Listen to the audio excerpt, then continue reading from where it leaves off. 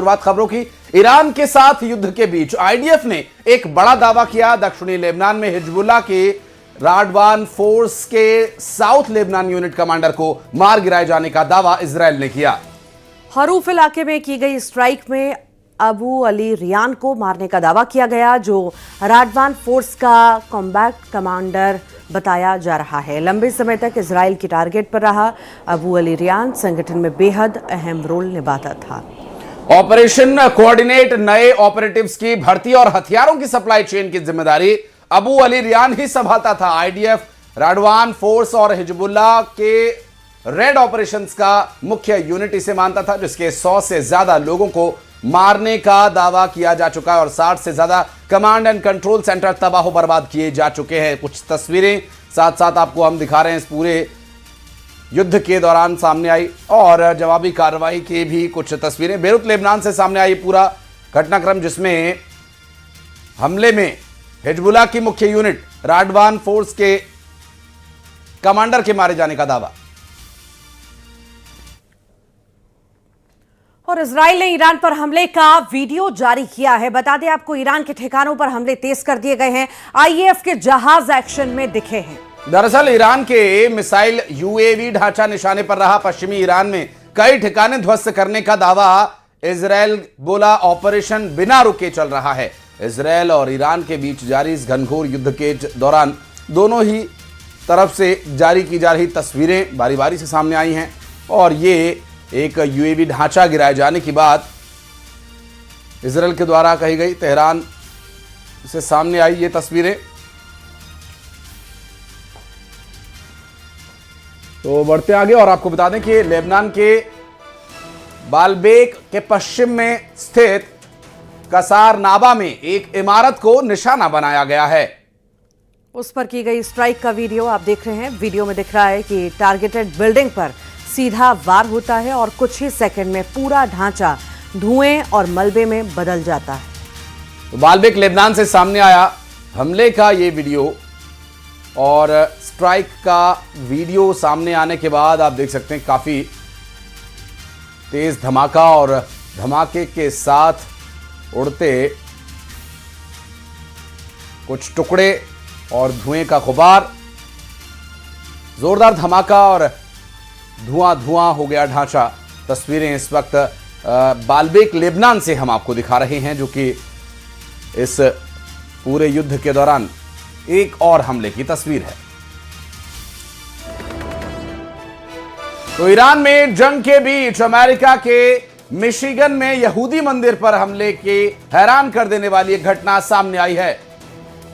गाड़ी यहूदी मंदिर से टकराई, उसके तुरंत बाद वहां फायरिंग होने लगी। इसके कुछ ही समय बाद पुलिस, स्पेशल एजेंसियों और बड़ी संख्या में इमरजेंसी टीमें मौके पर पहुंच गईं, जिसके बाद दोनों तरफ से लगातार फायरिंग होती रही। अभी तक संदिग्ध हमलावर के मारे या पकड़े जाने की खबर नहीं है। दरअसल वहां से सामने आई तस्वीरों में यहूदी मंदिर की छत से धुआं उठता दिखाई दिया और कई पुलिस की गाड़ियां पूरे परिसर को घेर कर खड़ी दिखाई दे रही हैं और इस यहूदी मंदिर परिसर में एक स्कूल भी है, जिसे हमले के बाद खाली करवा लिया गया था। इसी दौरान पेरेंट्स अपने बच्चों को लेकर भागते नजर आए हैं। मिशिगन अमेरिका की ये तस्वीरें आप देख रहे हैं।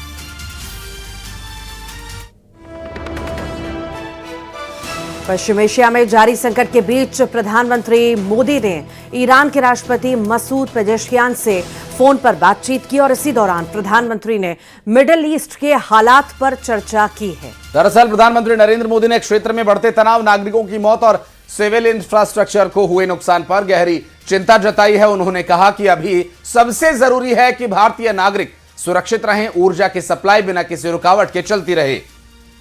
पीएम ने कहा कि भारत शांति और स्थिरता के लिए प्रतिबद्ध है और सभी पक्षों से बातचीत और कूटनीति के जरिए समस्या का समाधान निकालने की अपील करता है। दरअसल इससे पहले भारत और ईरान के विदेश मंत्रियों के बीच पिछले कुछ दिनों में 3 बार बातचीत हुई है और इस दौरान युद्ध के हालात पर चर्चा हुई और प्रधानमंत्री नरेंद्र मोदी ने भी मसूद पेजेश्कियान से बात की और इस दौरान चर्चा हुई उन विषयों पर जो भारत के लिए भी और ईरान के लिए भी हितकारी रहेंगे, जिसमें भारत के लिए ऊर्जा सप्लाई के बिना बाधा काम चलता रहे और साथ ही दोनों देशों के बीच बातचीत इस संबंध में भी हुई कि युद्ध के हालातों में क्या सुधार हो सकते हैं।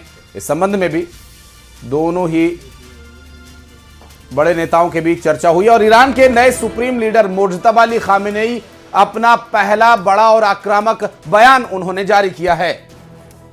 खामेनेई ने कहा कि क्षेत्र में मौजूद सभी अमेरिकी सैन्य अड्डे तुरंत बंद होने चाहिए, नहीं तो उन पर हमले किए जाएंगे। उन्होंने साफ कहा है कि शहीदों के खून का बदला लिया जाएगा और होर्मुज की खाड़ी बंद ही रहेगी। मुज्तबा खामेनेई के इस बयान के बाद पश्चिम एशिया के हालात को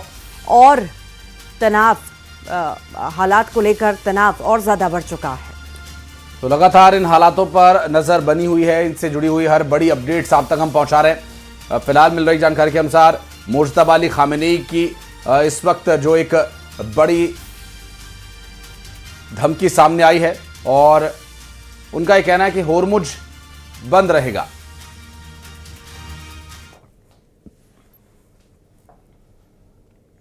और एमपी में gas cylinder LPG gas supply को लेकर के कलेक्टर ने आदेश जारी किए हैं। सिर्फ घरेलू उपयोग के लिए ही दी जाएगी एलपीजी गैस। तो पहले ही इस पर निर्णय लिया गया था एजेंसीज के द्वारा। कमर्शियल इस्तेमाल में अब गैस सिलेंडर्स नहीं मिलेंगे। एसडीएम, सीएसपी और कनिष्ठ आपूर्ति अधिकारी इसकी निगरानी करेंगे। घरेलू गैस का व्यावसायिक इस्तेमाल नहीं किया जा सकेगा, ये भी आदेश जारी किया गया है। एलपीजी गैस सप्लाई को लेकर के कलेक्टर ने आदेश जारी किए हैं और सिर्फ घरेलू उपयोग के लिए ही एलपीजी गैस दी जाएगी।